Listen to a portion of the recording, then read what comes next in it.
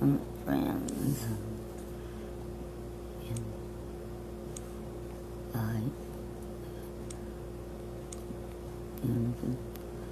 Okay, and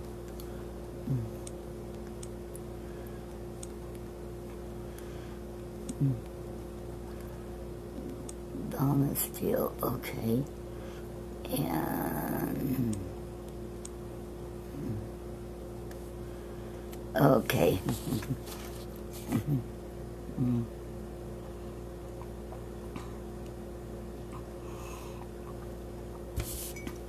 Hello, everybody. Welcome to Facebook Live, and the girls probably won't make it today, so they have to go get some shoes for school. Okay. Okay, and okay, and I hope y'all had a great week. And welcome, everyone. Hope y'all been staying safe. Okay, and I'm gonna read Gary's poem called "Money Has Spoiled." Okay.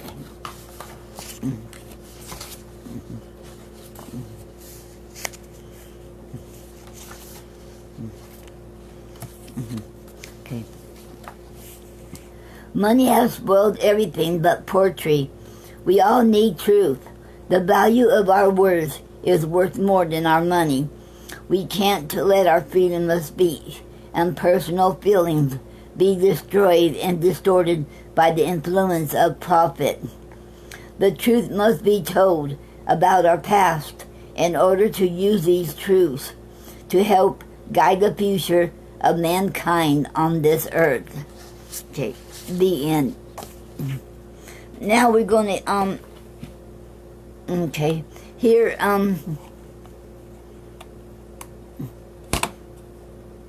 Gary's poem he recited years ago, and it's called "The Musician's Love."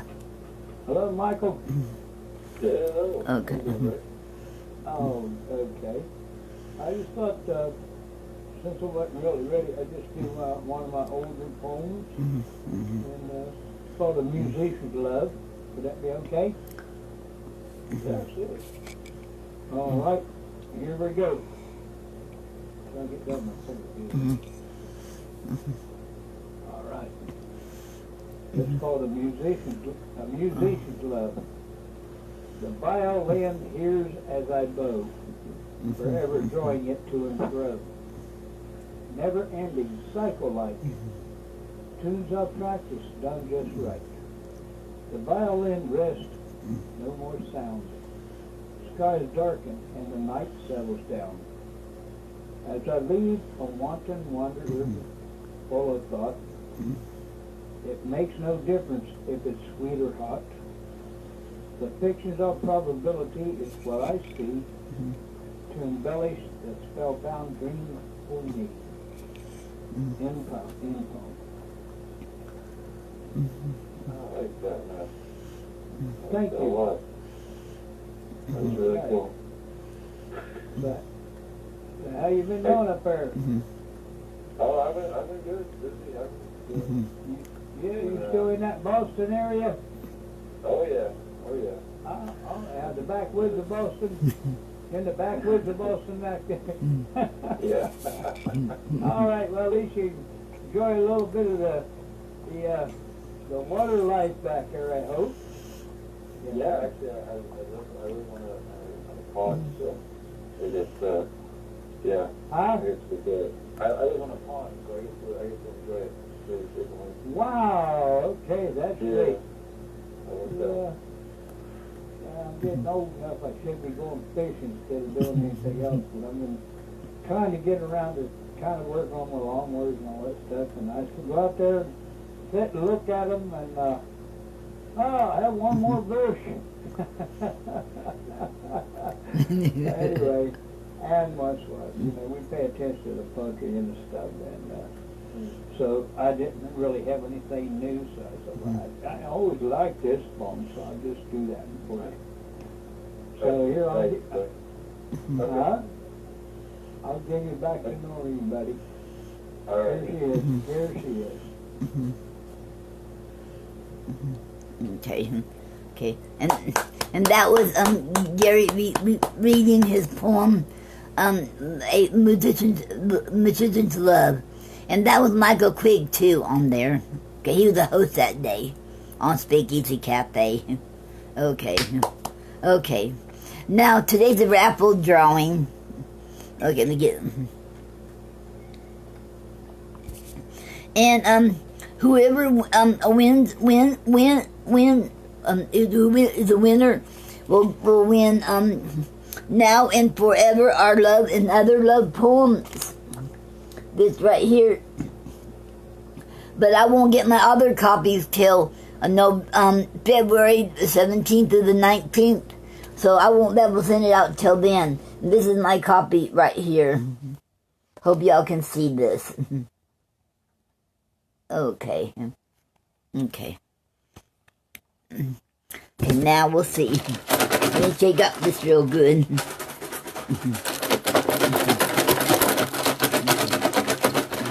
Hope y'all can see this, can't y'all?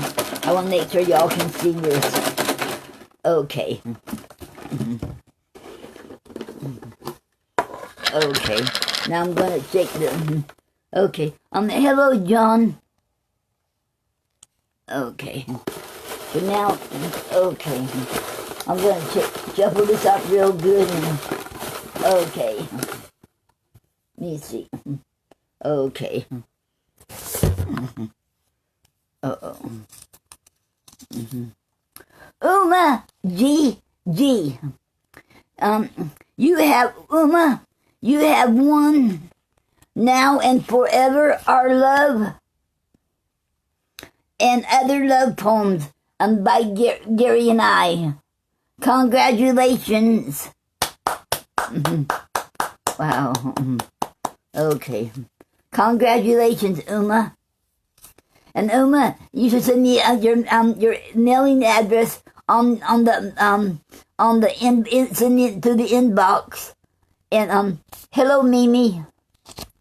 And Uma. Okay, Uma, you should send me your mailing address, and I will send you your prize. But I won't get any more of these till February 17th through the 19th. And then I'll be able to send it to you. But you won this book, our newest book. Congratulations, Uma. Okay. Put that.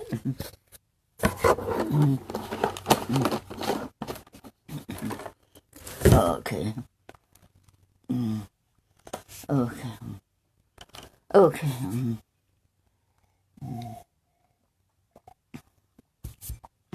Okay, today we're talking about Ann Spencer.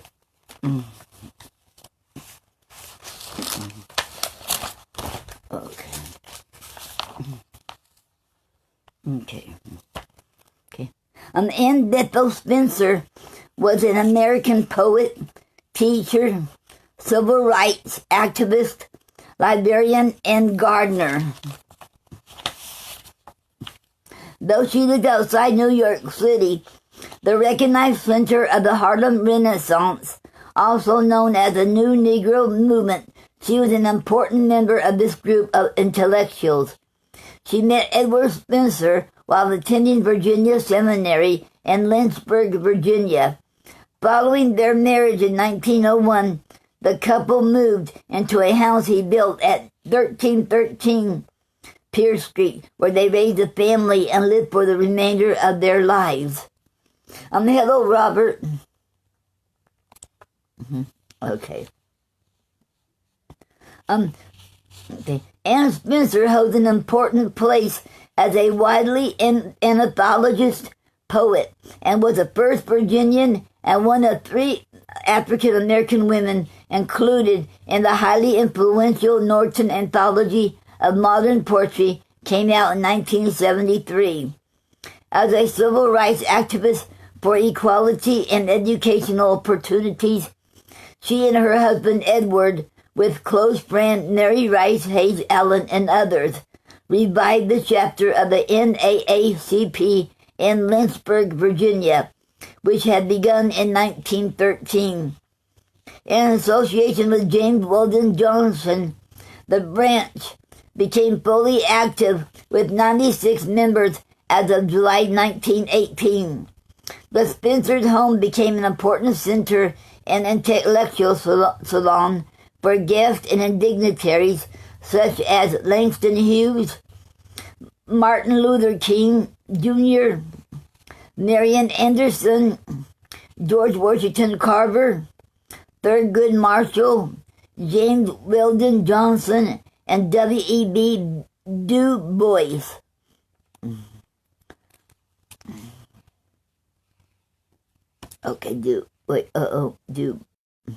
Anne Spencer also loved her garden and a cottage, Eden Crail, which her husband Edward built for her as a writing studio in the garden behind their home. The name Eden Crail combines Edward and Anne and Crail. The Afrikaans, I think that's, I'm saying it right.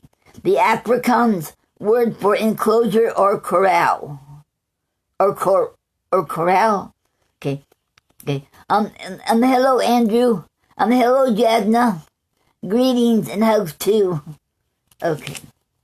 Annie Bethel Bannister, Annie Bethel Bannister was born in February the 6th, 1882 in Henry County, Virginia, to Josephus Bannister and Sarah Louise Scales, African Americans who were determined to make a better life for their daughter. Her parents worked on a plantation after their marriage. Both parents, although her father, okay. Oh, I missed that. Okay. Hello, Jasna. Okay. Okay. Where was I at now? Her parents worked on a plantation after their marriage. Both parents, although her father Joe was born as a slave in 1862, were part of the first generation of African Americans whose childhood followed the demise of slavery. As an only child, by the way, today is Anne Spencer's birthday, February the 6th. So happy birthday, Anne Spencer. Okay.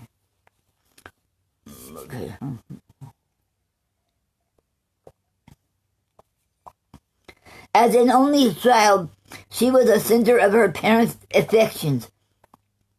This devotion led to their separation over differences in ideas about child rearing. After the separation, Anne Bannister was then known as Annie Scales, taking her mother's maiden name.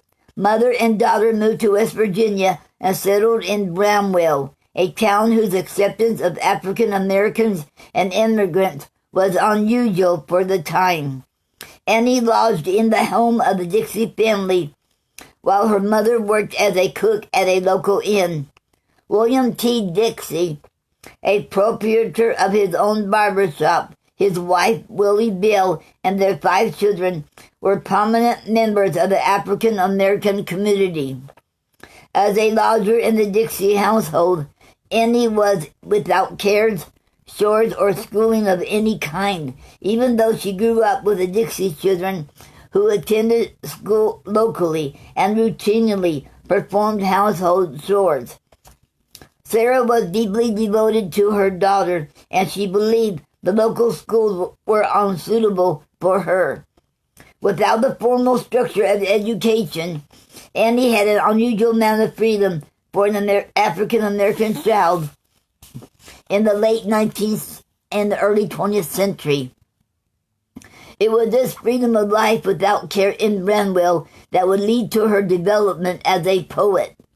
Through her explorations of the natural world and her reliance on the solitude she found in the only private place available to her, the family outhouse. It was there in the outhouse that Annie, as an illiterate child, would take the Sears and Roebuck catalog and seclude herself, turning the pages, imagining and dreaming herself as a reader. Her childhood in Bramwell was to prove foundational to her development as a poet and intellectual. The solitude she found in the Dixie's outhouse was to resurface for her as an adult in Lynchburg, with a garden house her husband built for her called Eden Crail, a name derived from the combination of their names, Edward and Anne, and the African's word for enclosure or corral. Okay, kraal.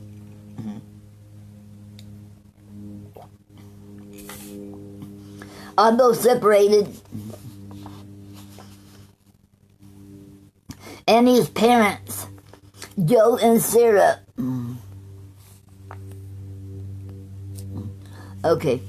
although separated, Andy's parents, Joe and Sarah, continued contact concerning their daughter's well-being. When Joe learned that Annie was not in school, he sent Sarah an ultimatum that Annie must attend school or he would take her back to live with him. Although Sarah believed the local schools were unsuitable for Annie, she had learned of the Virginia Seminary at a church meeting.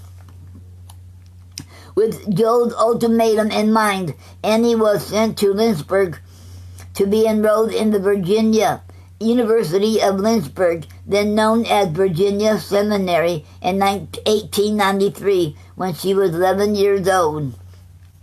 Despite her largely illiterate childhood, Annie excelled at the seminary, delivering the valedictory address at her graduation in 1899. Annie would return to Brownwell during breaks and over the summer, having received a normal school education at the Virginia Seminary. Annie returned to Brownwell after graduation and taught school in Elkhorn and Mayberry, West Virginia, from 1899 through 1901. While at the Virginia Seminary, Annie met fellow student Charles Edward Spencer, whom she married on May the 15th, 1901, at the Dixie's home in Brownwell. In 1903, the Spencers moved permanently to Lynchburg and built a home at 1313 Pierce Street, where they raised 3 children together, 2 daughters, Bethel and Alroy, and a son, Chauncey Spencer. Chauncey was to continue his mother's legacy of activism, playing a prominent role in military service during World War II. Chauncey's actions and determination led to the formation of the Tuskegee Airmen. Chauncey Spencer was to become a noted member of that group at a time when African American pilots had been refused military service as pilots. Before Anne started her life as a writer, she worked at an all-black local high school known as the Paul Laurence Dunbar High School. At the school, she worked as a librarian for more than 20 years, from 1923 to 1945. The library consisted of a rather small collection of books, which resulted in Spencer bringing books from her own collection at home to add to the library. Anne Spencer's literary life began while she was a student at the Virginia Seminary, where she wrote her first poem, The Skeptic, now lost. She continued to write poetry throughout her life, using any scrap of paper or garden catalog page that was handy to record her thoughts. Spencer's poems spoke to race, nature, and the harsh realities of the world that she lived in. Her work would go on to be widely antholorized. Spencer's career as a poet began in 1919. Okay.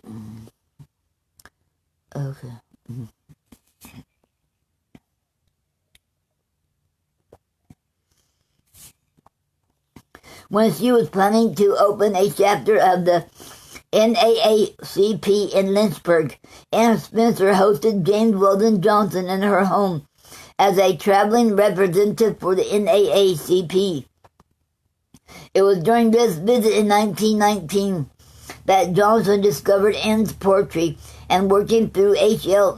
Mencken, Johnson's own editor, Anne had her first poem, Before the Feast, at Shushan, published in the February 1920 issue of The Crisis. She was 40 years old at the time her first poem was published. Okay.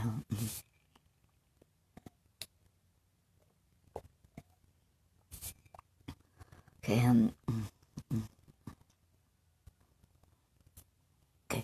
The majority of Spencer's work was published during the 1920s. During the Harlem Renaissance, her work was highly respected during her time, and through her poems, she was able to touch on topics of race and nature, as well as themes of feminism. For instance, critics interpreted her poem, White Things, to be a comparison of the subjugation of the black race to the despoliation of nature. Her work was notably featured in Alain Locke's famous anthology, The New Negro, an interpretation which connected her to the lifeline of the Harlem Renaissance, despite the fact that she lived in Virginia, far from New York. In addition, her poems were included in the Book of American Negro Poetry, which was edited by another figure of the Harlem Renaissance, James Weldon Johnson. During her lifetime, Spencer was able to publish over 30 poems. She earned herself a place in the esteemed Norton Anthology of American Poetry for her writing, making her the second African American to be featured in this work. After her death in 1975, much of her work was published in Times on Fading Garden and Spencer's Life and Poetry. She was later featured in Shadowed Dreams, women's poetry of the Harlem Renaissance. In the later half of the 20th century, much of Spencer's lost work was found and published by other famous poets. Anna Spencer died from cancer at the age of 93 on July 27, 1975, and is buried alongside her husband Edward, who died in 1964, in the family plot at Forest Hill Cemetery in Lynchburg. In 2016, the Library of Virginia and Dominion Power honored her as one of their strong men and women in Virginia history. The Lynchburg home in which Ann Spencer lived and worked is now a museum, the Ann Spencer House and Garden Museum. The Ann Spencer House and Garden Museum is dedicated to preserving her legacy and connection to the Harlem Renaissance. A celebrated gardener during her lifetime, Ann's garden was intricately woven into her life and provided the inspiration for much of her poetry. A garden house, the one-room retreat called Eden Quail, where Anne did much of her writing, is also part of the property. Ann Spencer's papers, related family papers, and books from her personal library reside at the Albert and Shirley Small Spatial Collections Library at the University of Virginia. Some of Ann Spencer's personal correspondence with James Weldon Johnson, specifically selected by her, are part of the James Weldon Johnson Memorial Collection at the Benck Rare Books and Manuscripts Library at Yale University.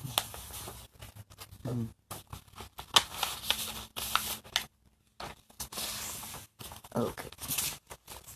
Much of her poetry was deeply connected to her garden, and she used her garden and the plants she grew there symbolically in many of her poems, among them Grapes, Still Life. Among her most influential works was White Things, though it was not republished in her lifetime after its initial appearance in the Crisis. Nevertheless, its impact was such that Keith Clark and notable Black American women referred to it as the quintessential protest poem. Still politically active up to her death in 1975, Anne Spencer wrote one of her most evocative poems titled for that same year, 1975. In 2019, the United States Postal Service announced that Spencer was featured in a 2020 Forever stamp honoring figures of the Harlem Renaissance. Others in the quartet include writer Elaine Block, novelist Nella Larson, and historian Arturo Alfonso Schomburg. During her last illness in 1975, the Norton editors wrote, "Her friends, unable to make anything of these scraps, apparently discarded them," and that is very sad. She died later that year in Lynchburg. Her home, its garden restored, has since been accorded the status of historic landmark. This is an entirely appropriate honor.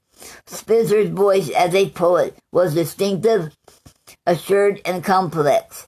It deserves further study and appreciation. And another thing. Okay. And I have one thing to say about her though. I read too that she's hardly she's almost well, how you say it, what was the word, she's not popular anymore, but I think, how can her work almost be gone, but yet she is one that, in her time, in her time, and she was one of the most influential of all the poets in the Black Renaissance, I think. Okay, or something like in the Harlem Renaissance. Okay, so I don't understand, but I think she's still. I thought she's a good one to bring up for February, because we need to remember her. And to remember her, and this important time. And I didn't realize it was going to be the same day as her birthday. So happy birthday again, Anne Spencer. Okay, and I have and I'm surprised the portrait books I have here don't have her poems in there. I was expecting to see them in there, but they're not. Okay, and the first two I'm going to read. No, I think it was the first three. I'm going to read will be coming from All Poetry. And this one's called Lifelong Poor Browning. And this has to do with Robert Browning and Elizabeth Barrett Browning. Okay, and they're one of her favorite poets too. Okay.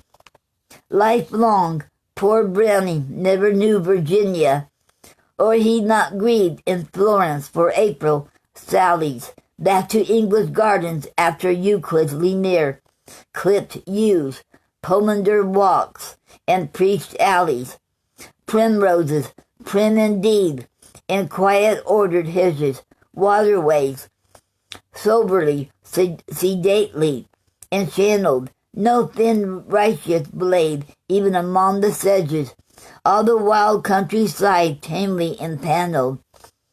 Dead now, dear Browning, lives on in heaven, heaven's Virginia, when the years add its spring. He's haunting the byways of wine-aired leaven, and throating the notes of the wildings on wing. Here canopied reaches of dogwood and hazel, beech tree, and neck redbud, fine laced in vines. Fleet clapping rills by lush fern and basil, drain blue hills to lowlands, skinned with pines. Think you he meets in this lander green sweetness, shade that was Elizabeth's, immortal completeness. The end. Okay. Okay.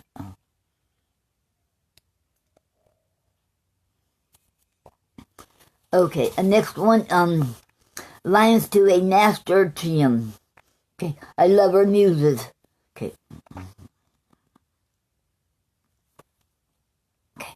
Plain flower, day torch, Mauna Loa. I saw a daring bee today pause and soar into your flaming heart. Then I hear crisp, crinkle laughter as the furries after tore him apart. A bird, next, small and humming, looked into your startled depths and fled. Surely some dread sight and dafter than human eyes as mine can see, set the stricken airwaves drumming in his flight. Day torch, flame flower, cool hot beauty, I cannot see, I cannot hear your fluty voice lure your loving swain, but I know one other to whom you are in beauty, born in vain. Hair like the settling sun, her eyes a rising star, motions gracious as needs by Babylon, bar all your competing. Hands like, how like, brown lily sweet, cloth of gold were fair enough to touch her feet. Ah, how the senses flood at my repeating, as once in her fire-lit heart I felt the furies beating.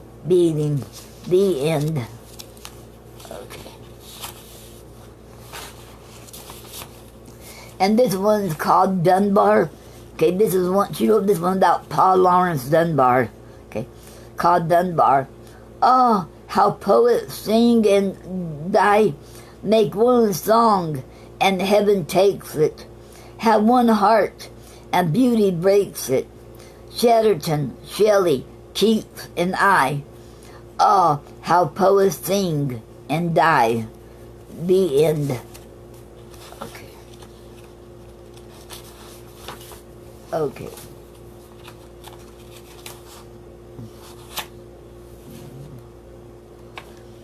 Okay, I guess only, I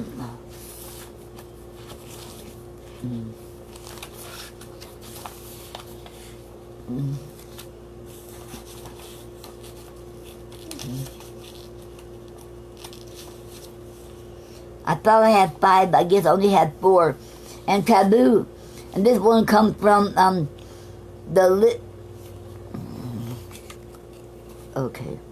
Literary Ladies Guide. LiteraryLadiesGuide.com. Okay, it's called Taboo.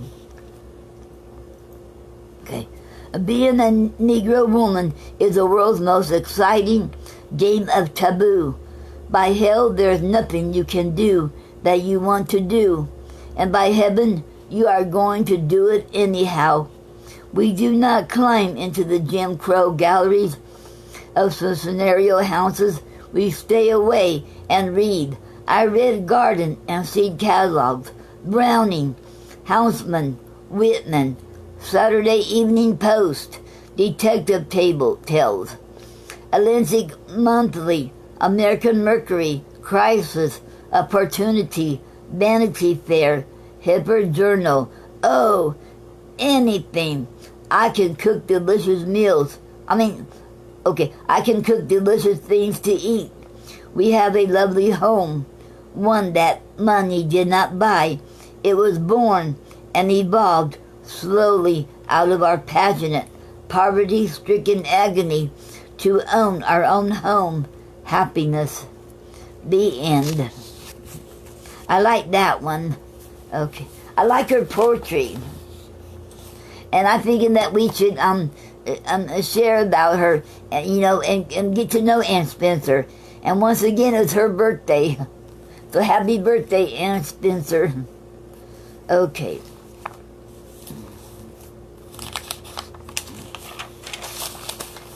Okay, and before I continue, in case y'all was not here at the beginning, okay, our prize for we did the raffle drawing earlier before I talked about Ann Spencer, and the prize was our newest book, Now and Forever, Our Love and Other Love Poems by Gary and I. Okay, and the winner was Uma G. Okay, she won. Okay, she won. So congratulations. Okay, but I won't get any more of them till between February 17th through the 19th. Okay. Okay. And Uma, if you're out there listening, I need your mailing address. I'll send it to me through the inbox or the messenger. Okay, thank you. Okay. Now, okay, I'm going to talk about poetry form. I hope I'm pronouncing this right. Okay, Renegade Moore Garrett. It is a variant form of the renegade. It is an Irish poetic form. The guidelines are quatrains or 4-line stanzas, 3 syllables in the first line, 7 syllables per line in lines 2 through 4. Rhyme scheme is AABA. The end word of line 3 rhymes with a word or words in the middle of line 4. The end word of each line is usually monosyllabic. No other rules for subject or length. And that was the Renegade Moore Garrett, and that came from WritersDigest.com. Okay, oh yes, oh yeah, about Ann Spencer, let me tell you all, I got her information from AmsterdamNews.com, Google.com, and Wikipedia.org. And her poetry came from,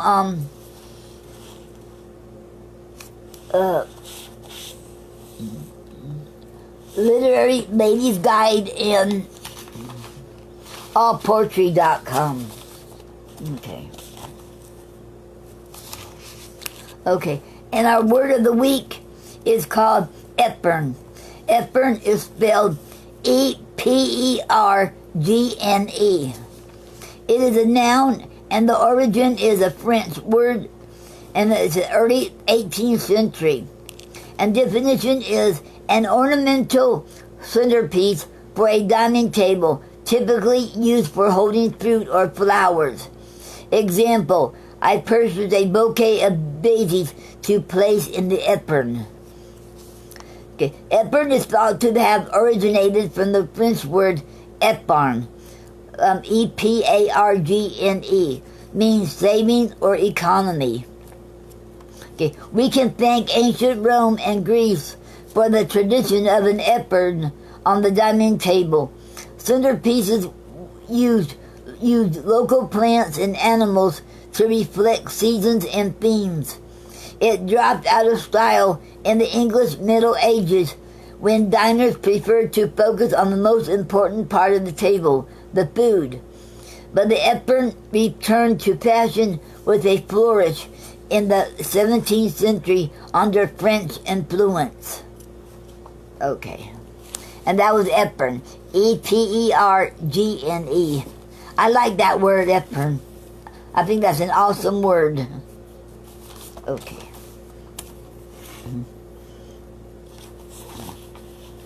Okay.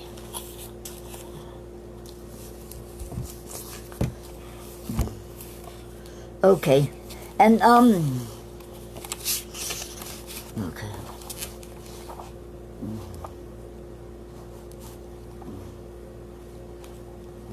And now I'm going to read from Elizabeth Barrett Browning poetry, the Browning's Letters and Poetry, selected and with introduction by Christopher Ricks. Okay.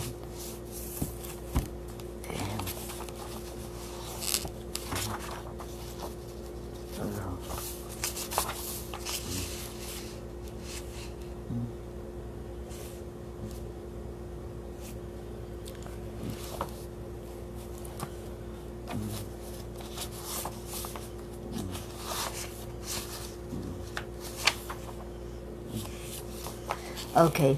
And this one called, her poem's called Human Life's Mystery. Okay. Okay. Okay. Oh, by the way, the reason I'm doing it inside today, because I had everything outside in the front porch, and I was about ready to be in the, when I took out the laptop, it was raining out there, drizzling, so I had to hurry up and get everything in here and wipe everything down. So it was raining out there, so that's why I decided to do it in here. And that's why I was a little bit late longer, too, because it started raining out there. Okay. Okay. Human Life's Mystery by Elizabeth Barrett Browning. We sow the glebe, we reap the corn, we build a house where we may rest. And then, at moments, suddenly, we looked up to the great wide sky, inquiring wherefore we were born, for earnest or for jest? The senses folding thick and dark about the stifled soul within, we guess diviner things beyond, and yearn to them with yearning fond. We strike out blindly to a mark, believed in, but not seen. We vibrate to the pant and thrill, wherewith eternity has curled in serpent twine about God's seat, while freshening upward to his feet.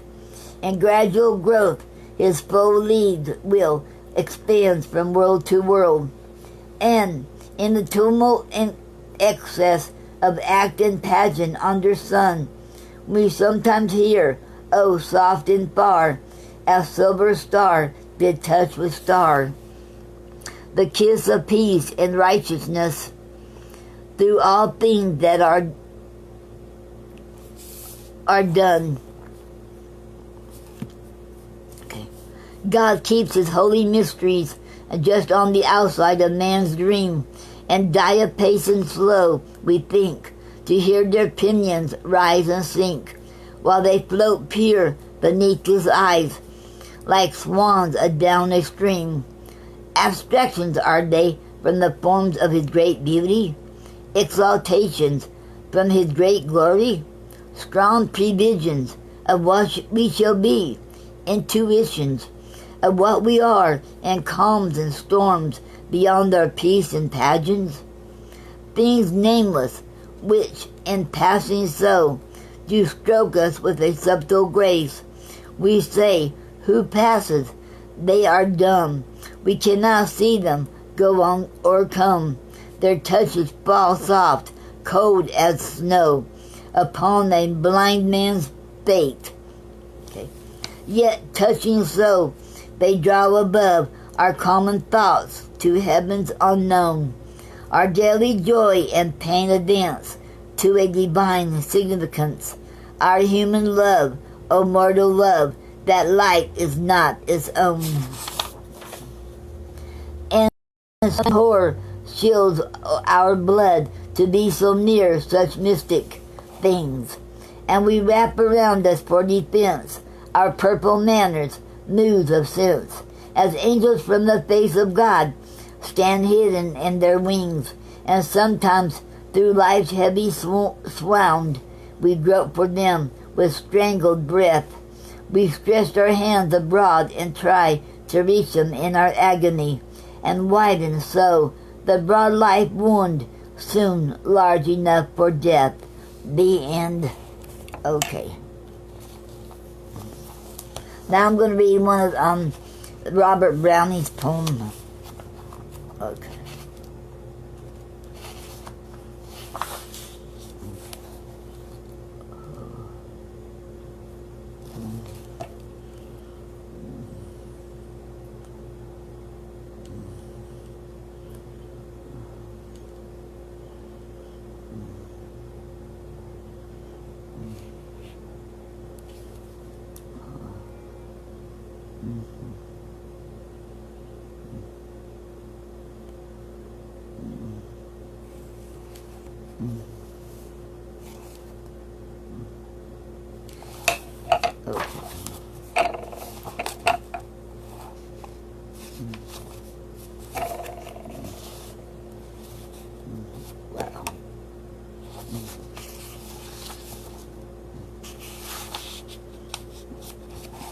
And Robert Browning's poem is called Memorabilia.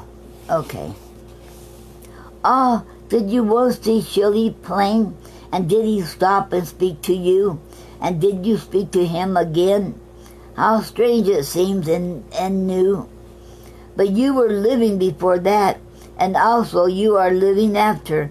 And the memory I started at, my starting moved your laughter. I crossed a moor with a name of its own, and a certain use in the world no doubt, yet a hand's breadth of it shines alone, mid the blank miles around about. For there I picked up on that heather, and there I put inside my breast a molded feather, an eagle feather. Well, I forget the rest. The end. And okay. Hello, Donna. Okay. And that was by Robert Browning in the Browning's Letters and Poetry, selected and with introduction by Christopher Ricks. Okay. Okay, now. Okay, I'm going to read a poem that I wrote for we had Gary and I. If he was still alive, we would have had we would have been married 13 years. Well, married 13 years on February the 4th, and that was on a Thursday. And I wrote him a sonnet. Okay. Okay, I wrote a sonnet. This is called Sonnet 24. Okay. I want to feel your warm breath. Wait, okay. I want to feel your warm breath against my skin. I want to... Wait.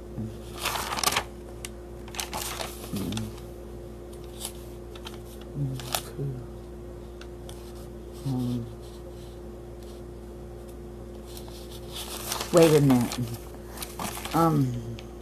No, that was another one I started. Okay, I'm sorry, you all. Okay, this is the one I wrote for our 13th wedding anniversary, Sonnet 23. I started another sonnet, sorry about that. This is Sonnet 23. Okay. This is our 3rd anniversary that I celebrated alone. You left me. I wish you were here for our 13th, here at our home where you belong. But one day we will be together again when it's my turn to go. My love for you will always be there. You're my angel, my butterfly, my teddy bear darling, and you're my rays of sunshine. I'm learning to take it slow and live without you by my side. And yes, it's not easy. I'll be all right. I know you're in heaven reaching down. We are blessed. We will celebrate our days like today. You're in my heart, and I will not be gray. The end. Okay. That's on the 24th. I was starting another one, so I actually didn't finish it. I was wondering why it looked different. Okay, and I was gonna, since it was Ann Spencer's birthday, I was going to write her a poem, but for her birthday today, but I didn't get a chance to. So okay. Okay, and I'll announce it again. Okay. For the raffle drawing, the winner was Uma G, and she won Now and Forever Our Love and Other Love Poems by Gary and I. And I won't have any other copies. This is my copy, but I won't have any copies till February 17th through the 19th. And then okay, and then I'll get it then. Okay. Okay, and now we're going to have our potpourri, and I know Lucy, one who called in last week, but she won't be able to make it this time because she had her teeth worked on. She had spacers for her braces, and her mouth is still sore, but hopefully she'll be better to do it next week. And she wrote some new poems. So Lucy, we're pulling for you. And Donna, tell Lucy that we're pulling for her. We're praying that she'll get better. Okay. Okay, and okay, and anybody want to be out there has anything to say? If you want to read a poem, okay, it's down below. Oh, wait, before we start, I got go back over there and make sure,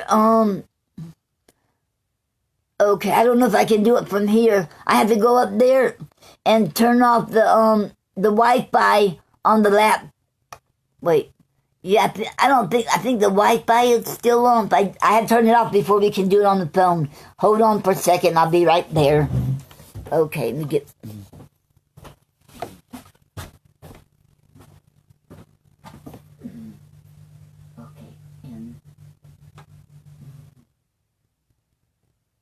Okay. Connected. Oh, okay. Okay. Okay. Everything is good. Okay, it's off. I didn't realize I already turned it off. Okay, okay. Now we should be ready to go. Okay, down at the bottom, make sure your phone is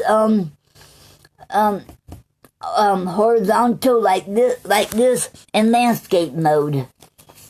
Okay, let me see. Anybody want to?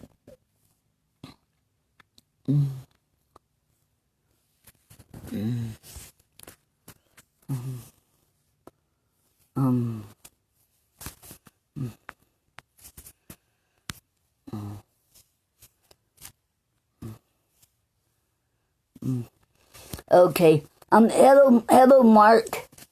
Okay. Welcome. Anybody want to call in and read your poem or read another person's poem as long as you tell us who it is and then okay. Hello, Craig. Okay, hello, Craig. Okay, welcome and blessings to you too. Okay, anybody want to call in? You can read a poem, your poem, or someone else's poem, as long as you say who wrote it. Or you can say, give any comment if you have any comments, how I'm doing or anything, or what you would like to see in the Facebook Live, or anything. This is what Potpourri is. You can anything you have to say. We'd be glad to hear. Okay. Or you have any announcements? Or if you have, okay. Welcome, Doreen. Okay. Or if you have any announcements you would like to share, or any accomplishments you would like to share, or if you got any books out or anything, we'd love to hear it. Okay. Anybody would like to join? Okay. Okay. Hello, Doreen. Okay.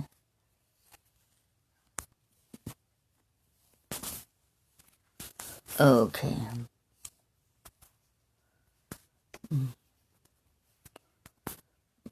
Okay. Okay. Okay. Okay. Hello, Doreen. Did anybody want to call in? Okay, y'all welcome. Okay. Well, I would like to, while I'm waiting, see if anybody, okay. Hello, Craig. Okay, and while I'm waiting, see if anybody wants to come on here. Because you have to click on the bottom there. At the bottom. Okay, to be able to connect. Okay. So while I'm waiting, I'd like to make an announcement. Our book came out January the 29th. Now and Forever, Our Love and Other Love Poems by Gary and I. You can get on Amazon, or if you want to get it from me, get a signed book, you can wait till between February the 17th through the 19th. Okay. Okay.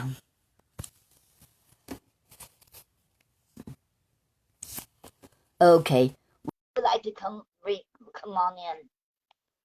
Okay.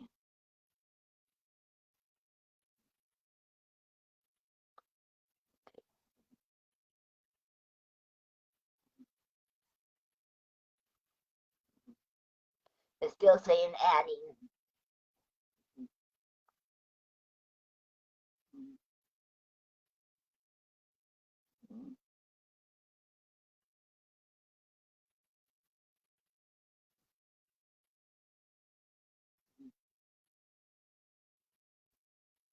Uh-oh, it said decline. We have to try it again. I wonder why. Okay, we'll try it again.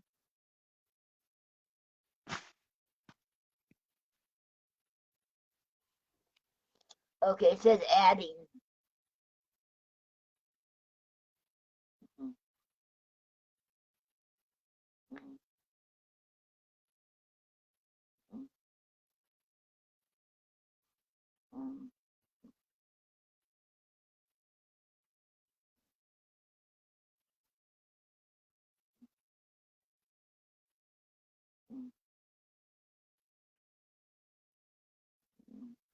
It's still saying adding.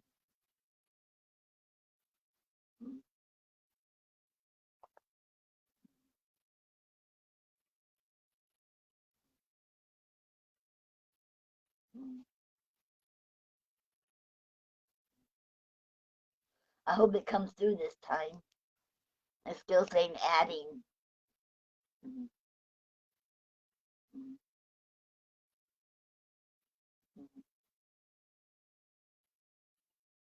It said no live answer for the video. We'll try again. Okay. We'll try it again, Craig. Okay.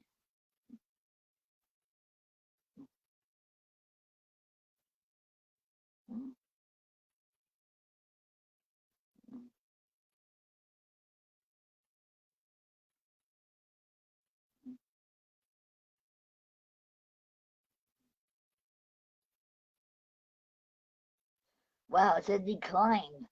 Well, we'll try it again. Let me see if it stopped raining. Maybe I have to go outside.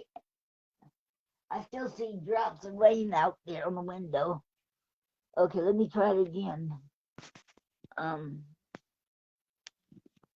Okay. Okay. It says adding. Only one time we ever got able to do this, and that was last week, last Saturday when Lucy called in. Wow, declined again. Okay, we'll try it again. Okay.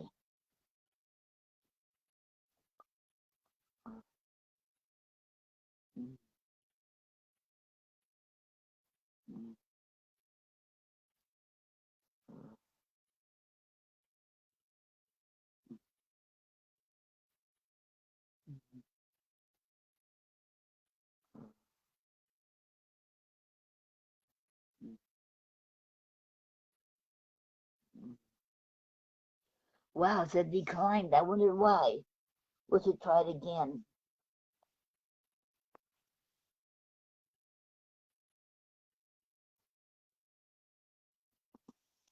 Okay. Adding. I went, wow.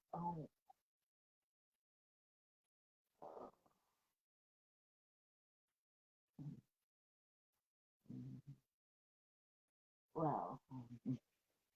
Okay. Um. Mm,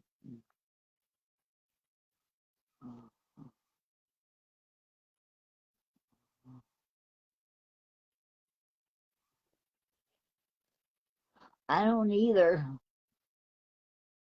I know the tips. I remember reading, Craig, that you have to have your phone the same way as I have mine. I have mine in the landscape mode, and you got to make sure that there is you're using a cell phone, and making sure there's no other devices.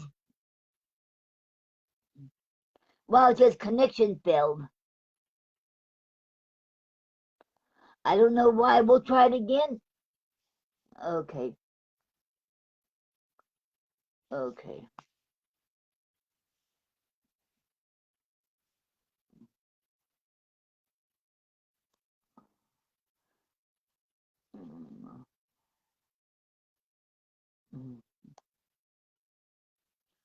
Okay.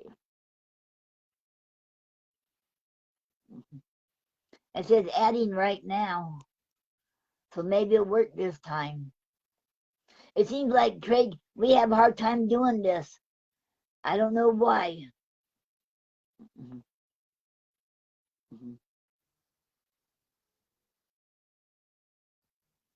Right now it says adding.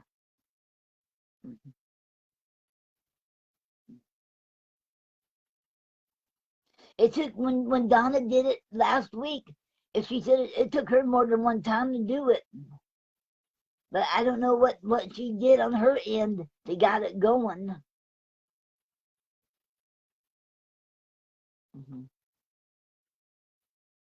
It said no answer from the live video guest.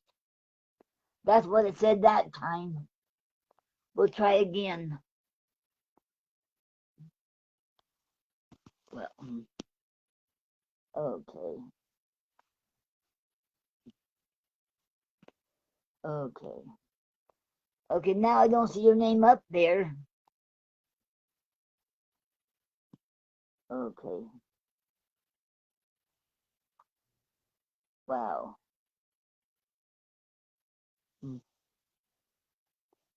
Wow.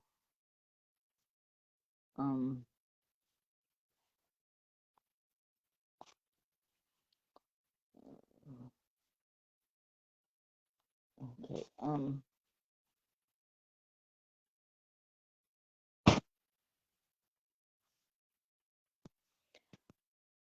Okay. Now your name's not showing up on there now, Craig.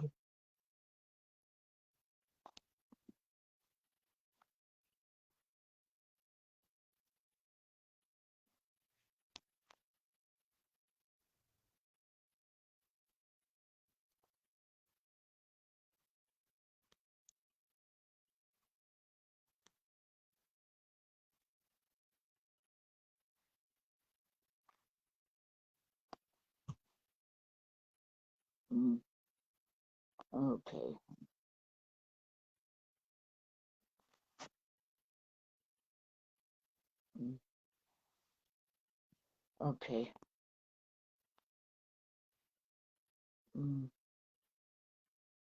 Okay. Um.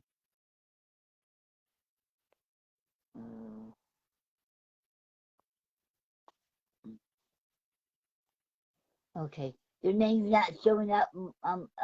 Craig. Okay. Okay. Now you're okay. Okay. We'll try again, Craig. It says adding. Can we see remember the oh good. Hello, Craig. Hello, how are you doing? Okay, I'm good, and you? I'm great indeed. Okay, that's good. It's good to have you here, and it's an honor. I think the problem was the phone needs to be rotated.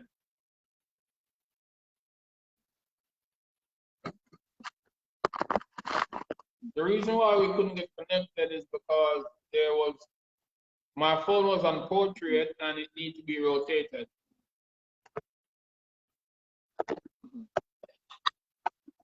Yeah. So how are you doing?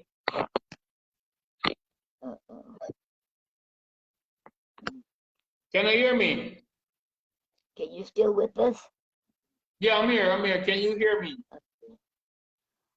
Okay. Okay, you still there? Yeah, I'm here. Can you hear me? Can you Okay. hear me? Okay. Okay. I'm glad to have you on here. I'm happy to be here. Okay. Welcome. And did you have anything you would like to read or share with us?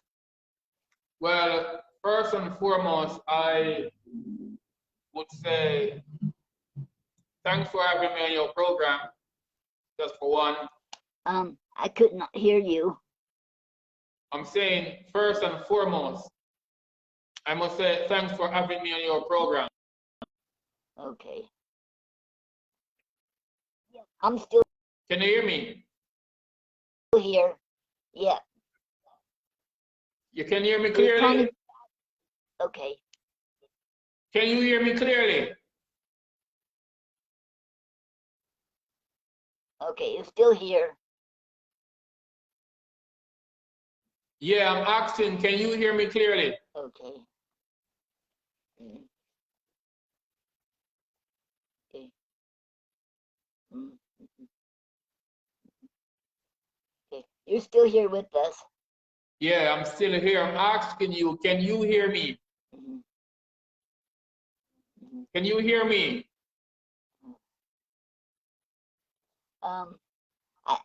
I can't hear very good. I don't know what, I'm not certain if you can hear me clearly. Okay. Now you're back with us.